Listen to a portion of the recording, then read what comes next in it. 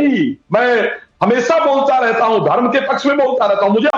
मुझे लगता है अमतोष जी यहाँ कह रहे हैं कि किसने दबाव बनाया, किसने कहा। अरे अमतोष जी पहले ही आकर के चंपत राय जी ने कह दिया था कि नहीं, कुछ हुआ ही नहीं है, कहां कुछ हुआ है, ऑडिट होता है रोज रोज। जी आप अभी पूछ रहे थे ना कि ये चंपत राय जी का पहला बयान था, आप इसको मानिए। अमितोष जी को विंडो पे ले लीजिए, दोनों को ले लीजिए। अमितोष जी जवाब दीजिए।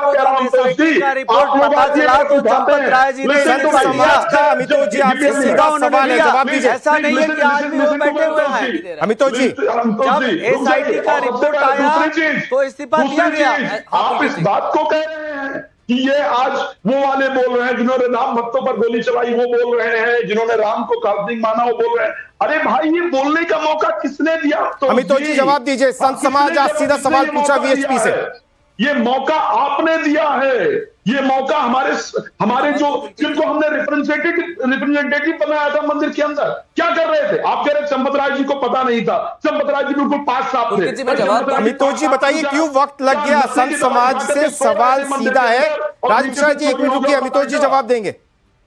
बताइए, संत समाज का सवाल आपने सुन लिया ना? धन्यवाद पुलकित जी। जी बहुत अच्छी बात है, बहुत अच्छी बात है पुलकित जी। एक प्रयास तो मैं समझता हूं कि विफल ही रहेगा। संत समाज और विश्व हिंदू परिषद अलग है नहीं, और संत समाज को जिनके साथ दिखाने का प्रयास करा जा रहा है उनके जवाब आ जाएगा। समाज है नहीं। हमने ना तो 1966 में जिनमें संत समाज, अब आप मुझे जवाब देने देंगे तो मैं दे दूंगा। जी दीजिए। धन्यवाद। 1966 में जो गोली संत के ऊपर में चला रहे थे और 1990 में जो कार सेवकों पे गोली चला रहे थे, अगर उनके साथ संत समाज को दिखाने का प्रयास करा जाएगा, वो विफल प्रयास है। विश्व हिंदू परिषद बना संत के आह्वान से बना, और संत समाज का हमेशा धन्यवाद करता है और सम्मान भी करता है। जो विद्रोह और जो द्वेष और जो भावना उनके प्रति है, वही भावना हमारे में विश्व हिंदू परिषद के प्रति, उन लोगों के प्रति है जिन लोगों ने इसमें डाका डाला। ये रामद्रोह है, ये इतना बड़ा पाप है जिसके विरुद्ध हम सब खड़े हैं और एक स्वर में बोल रहे हैं। जिस विषय पे मैं जवाब देने का प्रयास कर रहा था, उस विषय का संत समाज के विरुद्ध जाके कहने वाला कोई विषय नहीं था। पहली चीज तो मैं ये समझता हूं कि लगातार तरीके से जो इसमें कानूनी प्रक्रिया से हुआ है, अगर उसको किसी को भी चुनौती देनी थी तो उसको टीवी मीडिया के डिबेट में ना आकर वहां चुनौती देनी चाहिए थी। मैं जिसमें बात करता हूं कांग्रेस, आम आदमी पार्टी, समाजवादी पार्टी, जो लगातार तरीके से आक्षेप लगा रहे थे। एसआईटी के बाद में एफआईआर रिपोर्ट दर्ज होती है, एसआईटी आलोक जी ने मांग करी कि एसआईटी रिपोर्ट अब आपके पास आ चुकी है, अगर उसमें किसी के भी नाम संदिग्ध पाए गए हैं, जिसके प्रति प्राइमा फेसी एविडेंस पाया गया है, जो आपको लगता है चोरी में लिप्त पाए गए हैं या कानूनी अपराध कर है, उनके विरुद्ध सबसे पहले एफआईआर करिए। वो कांग्रेस पार्टी, आम आदमी पार्टी, समाजवादी पार्टी ने नहीं कहा था। एफआईआर दर्ज होती है, 24 घंटे के अंदर में उनका अरेस्ट होता है। और आज ही आलोक शर्मा जी का बयान में देख रहा था, वो आया है कि 8 जनों तक रुकना नहीं है। अगर आपको लगता है कि और जन इसमें लिप्त पाए गए हैं तो उनके विरुद्ध कार्रवाई होनी चाहिए। कोई भी राम का 1 रुपया, क्या बात करते पुलकित जी आप? कहां मिल रहे हैं? 80 लाख रुपए मिले। 80 लाख रुपए। सुनिए अमतोष जी, मेरी बात सुनिए प्लीज। मैं एक रिक्वेस्ट कर रहा हूं, बगल मत झांकिए, मैं बड़ा क्लियर बता रहा हूं।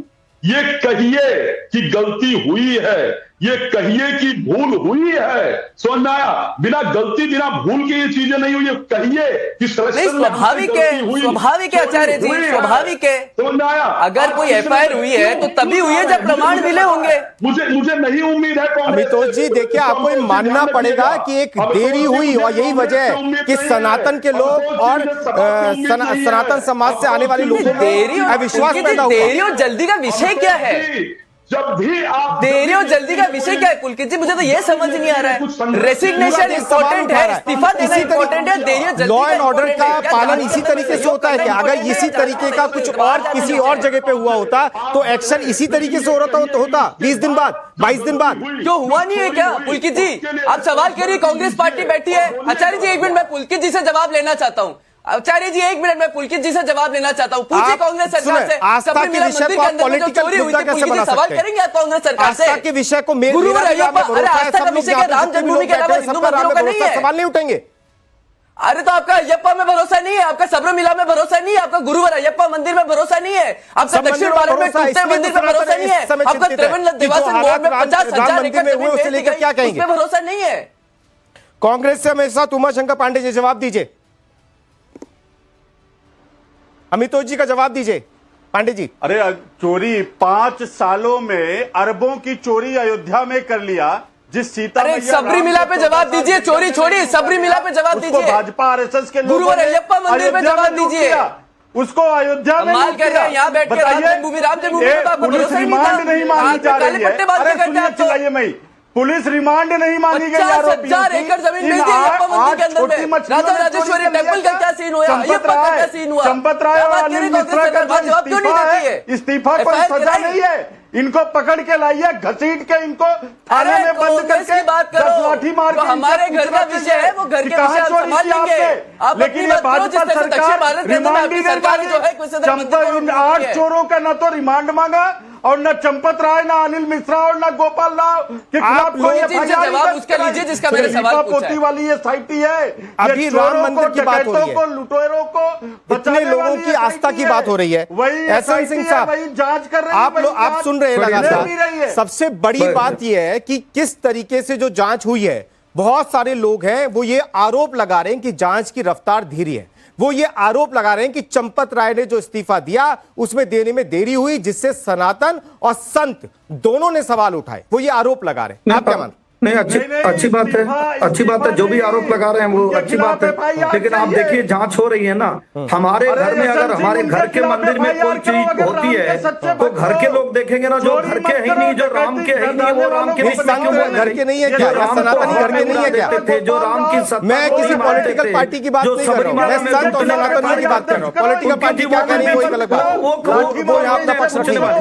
जो राम के है ही नहीं है, जिनका राम के मंदिर में कोई योगदान नहीं है, जो राम का मंदिर बनने ना पाए उसको रोकने का कार्य करते हैं, पूछिए जी वो सवाल पूछ सकते हैं क्या हमारे घर के मंदिर में अगर कोई बात होती है तो घर के लोग उसको देखेंगे और मुझे लगता है कानूनी प्रक्रिया देखेगी। लेकिन जो चाहते थे कि ये मंदिर भरे ही ना, ये मंदिर लूट जाए, ये मंदिर को लूट जाए। मैं कह रहा हूँ कि जी राम मंदिर के साथ पहले से भी होता रहा भाई। वो बाबर और बाबरी तो कभी चले गए थे, बाबर तो था ही नहीं, बाबर के लोग भी नहीं थे, ये अपने ही तो थे लुटेरे।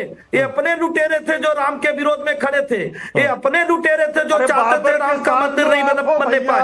तो राम के मंदिर के साथ तो ये लुटेरों ने। अच्छा एहसान सिंह साहब, एक सवाल ये मैं जानना चाहता हूँ, क्या आप भी ये बात मानते हैं कि थोड़ी देरी हुई, चंपत राय जी को जो इस्तीफा देना चाहिए था पहले उसमें देरी हुई, ये आप मानते हैं कि नहीं?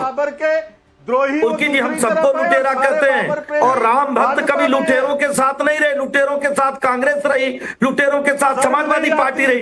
अरे 4 पीढ़ियां बीत गई लुटेरों की, ये लुटेरा तो चला गया था, उसका कुछ था। बाबर का कोई है भारत में? फिर राम मंदिर का विरोध कौन किया? कौन चाहता था कि राम मंदिर में चढ़ावा न चढ़े?